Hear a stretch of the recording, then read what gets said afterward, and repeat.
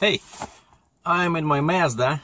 It's a very nasty weather today we're having in Cambridge, Ontario, Canada. It was +3 Celsius yesterday and today, which is like, I don't know, 35, 36. Yesterday was snowing and started raining today. Like, feels like late fall, early winter, as opposed to last day of March. And I'm not especially in a very good mood because I bought these stupid, that's by the way another brand people kept asking me about, good protein bar. You know, the one I buy in the States, that one is available here. What is it, Quest? And it's very pricey. So what I find, the replacement, it's called Mission, made by Muscle Tech Research and Development. And this one looks very similar to that Quest. I think they probably just stole the idea. And over here in Canada, I buy these at Walmart.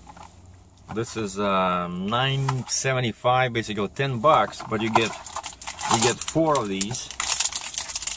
And these are quite good because there's not that many chemicals in them and very low sugar and 17 grams of fiber.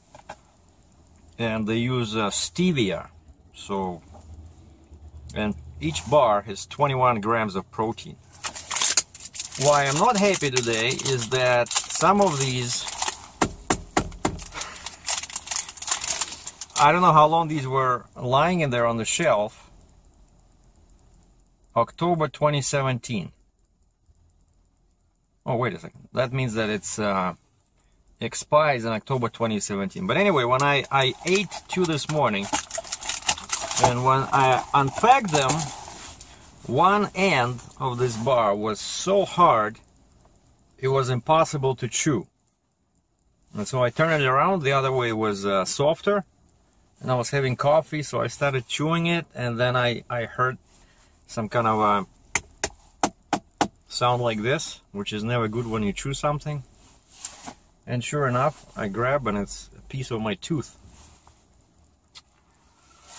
Oh boy. Always happens. Sometimes happens to me with the chewing gum. Now this, well, now I have to go to a dentist.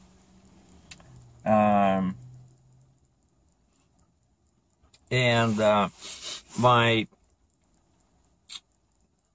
tire, yesterday after I came back, I drove my truck with a trailer to the Cal Tire, my local tire dealer, and I asked him to take off the wheel on the tire, and I said I have to take the truck to the shop, so I cannot wait here, and plus this way you guys have more time. So I said, just take the wheel with the tire on the flip, right, which is the flat one I got in South Carolina. The guy looks at me, he says, "Can you drop your flip axle?" I said, "Why?" "Oh, it's a bit too high, it's not very safe." I said, "You just need 2 guys." And I said, "This is not a hydraulic flip axle." He thought it was probably just kind of like a push button operation. I said, "You'd need a forklift to flip it down and then flip it back up, you know." So just, I'll help you. Just bring a guy, younger guy, and it just takes 2 people because it's about 250 pounds. But yeah, it was sitting like this at the chest level. So anyway, the guy came out with a gun and did the bolts. Took him like 2 minutes. We lifted it and he put the bolts on. So now my trailer looks very weird because in the back there's only on one side only 1 wheel. And I'm driving and I feel like all school children are looking at me and their mamas like shaking hands. Anyway, then I dropped the trailer in my yard, drove to the Mack yesterday about 4 o'clock. So of course yesterday they didn't have time. And I said, so I want to troubleshoot the fuel system because I suspect it's sucking air, like a tiny amount somewhere, because it happens, the loss in performance happens overnight. And then when I pump, when I prime the fuel system, it always has an amazing effect on performance. And yesterday I did this in the middle of the day. I pumped like maybe 20 times that, you know, manual pump on top of the filter. And the difference is amazing. Like, I'm not making this up. I could feel my turbo the PSI goes down with the same speed, and I shift much less frequently on long hills. You know, the truck keeps RPM, like I can feel I have the power. And so I told these guys, I said, troubleshoot the fuel system for air, and maybe it's the fuel pump is failing. I don't know, maybe the fuel pressure is low, right?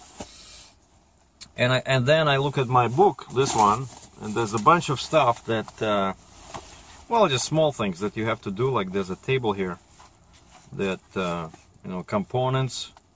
And so I ask them to, as they recommend here, I ask them to replace coolant filter, DEF tank filter, and filler neck filter, and fuel tanks have this, what is it called? Fuel tank ventilation filter.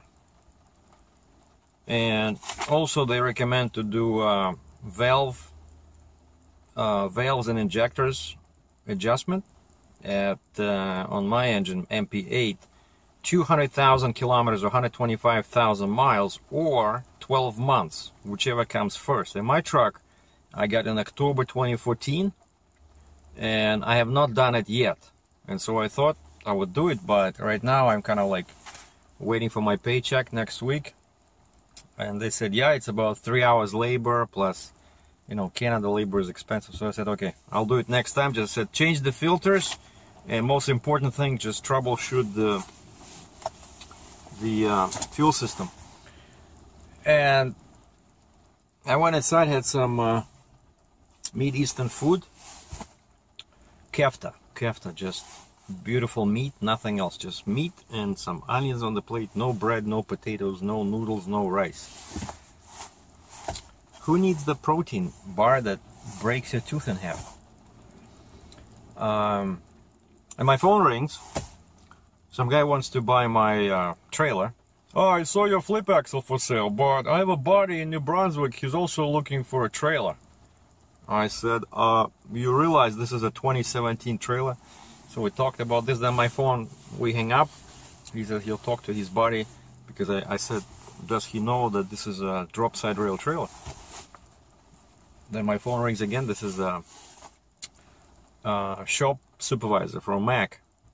And he says, Sergei, I really think you should do, change the O-rings on the injectors, because that's what we see, that's your symptoms, like losing power and then pumping that pump to improve performance. He says we see that with worn out or leaking rings on injectors.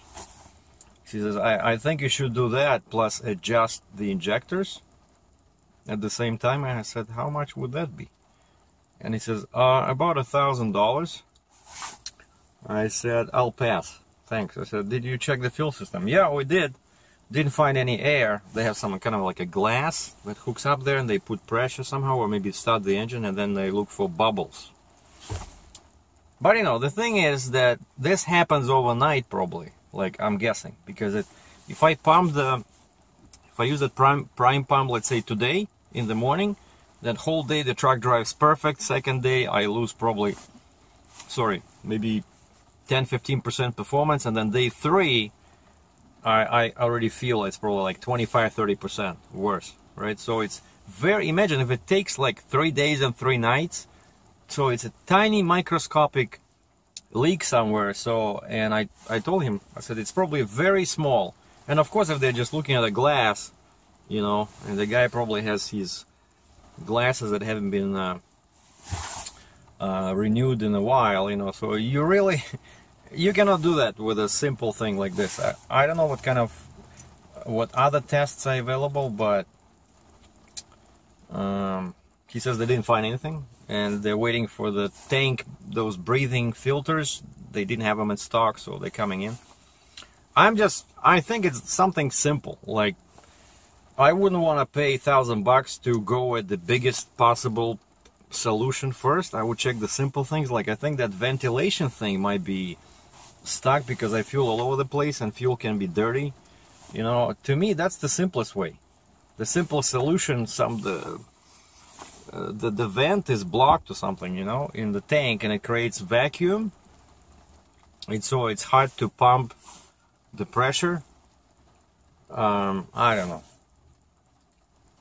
but could have been ejectors, yeah, and just too much money. But then, and I'm sitting inside the restaurant, the guy with the trailer calls again, gives me the number for the guy in New Brunswick. I call that guy, that's very far away, by the way, Eastern Canada. We talk, and he says, how much you want for the trailer? It says here 21,000. I said, that's for the flip axle. I can see from his name that he's French, Gilles, and it's spelled as Gilles, like Gilles, Gilles, right? So he's French, so he's not understanding me. And I said, no, that's just for the axle. Axle on the trailer?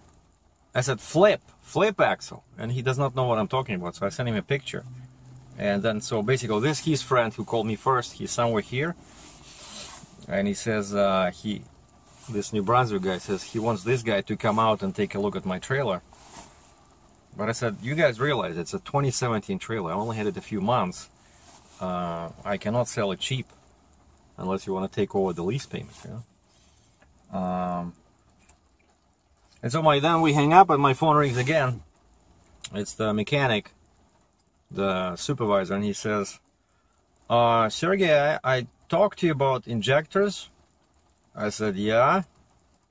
And he said, well, there's no easy way to say it except to come out and say it. I'm like, oh my God, like, what did they do this time? And he says, my mechanic just told me that actually they did the work. I said, what work? He says, well, he was looking for the problem. He didn't find anything when he did the fuel test. And so he went ahead and opened the engine and adjusted the injectors and replaced the rings, I think the O-rings, whatever they're called. And he says, we made a mistake. Since you didn't authorize it, he says, I'm not going to charge you for this. I said, okay. But we agreed that he says, oh, and I said, so did he find the problem? Did he find a leak in the rings? He says, no, the rings were fine. So, because they say that's like common problem when you have this performance thing, it's leaking those rubber or whatever material they're made of. I said, okay, so that was not the problem, because somehow I had a feeling that it's not serious. Like I said, I'm thinking something simple, small. I said, what about injectors? Did he find they were out of adjustment? And he said, yeah, he found they had to be adjusted. So at least that's good. And so I said, I cannot pay you $1,000 right now. I said, I'm sorry. I just bought 3 keftas at a Mid-Eastern restaurant, so I spent all my money.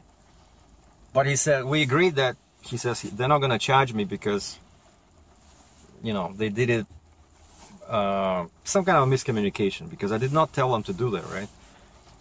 But we agreed that, yeah, to be honest, he says, because we know each other very well, and you know, and he says, if you do it, if you start driving the truck and you notice like a big difference, or if that problem disappears, he said, I would appreciate your feedback, and then maybe we can figure something out. And I would really, you know, pay them if that solves the problem, if somehow it was connected. But again, the guy didn't find anything. Those all somehow, I guess they can test them. There was no leak in those rings on injectors, so I don't know, unless the injectors are that out of adjustment issue would help. But how would why would that happen when I prime the pump and the truck starts driving better, right? So injectors would not be the culprit here, like being out of adjustment. I mean, if the priming the fuel filter you know, helps the performance, so I don't know. But I'm telling you, the truck at its top peak form, when it's pulling, it really surprises me, you know, like that small engine. Honestly, I don't think I need a 15-liter engine. Like one guy, there was a story on YouTube, I think they were saying that, yeah, the technology does move forward, you know, and let's say 20-30 years ago you needed a big V8 engine, let's say in a car, and you only had like, I don't know, 270 horsepower, right? Now I have 2.5 liter engine in this Mazda, and it makes 190 horsepower, right? Or now any V6 makes over 300, right? I had the Dodge Ram V8 5.7 liter was 400 horsepower. So things are moving forward, and the same with truck engines, right? So a small engine, and that's why Volvo doesn't even offer anything now, pretty much over 500. What is it, 505 now they're offering on the Volvo side. They don't make that D16 anymore. So if you want a big engine, it's only Cummins or Detroit here in Canada and the States, right? There's no Caterpillar anymore, and no Volvo anymore, no Mack Titan. So pretty much that's it, right? Cummins and Detroit. And to get back to the power, like really, when the truck performs at its peak torque, it's amazing, you know. Very comparable to my International, which had over 2,000 pounds of torque after all that tuning and all the money I spent. So it can pull very well, but I would not mind having a slightly stronger front axle. And of course, I don't know, maybe slightly bigger sleeper, but then, you know, my truck is so light. It's only 23,000 pounds. And looking at all these specs I did, they all 26,000 pounds, you know, all these trucks. But of course, like this Kenworth, I was really interested about.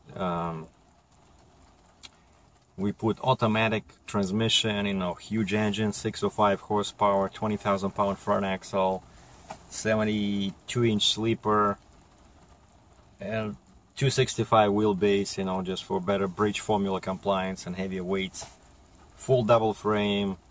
But that thing, 26,000 pounds, you know, that's a monster. And some other interesting conversations I've been having are with Kaufman.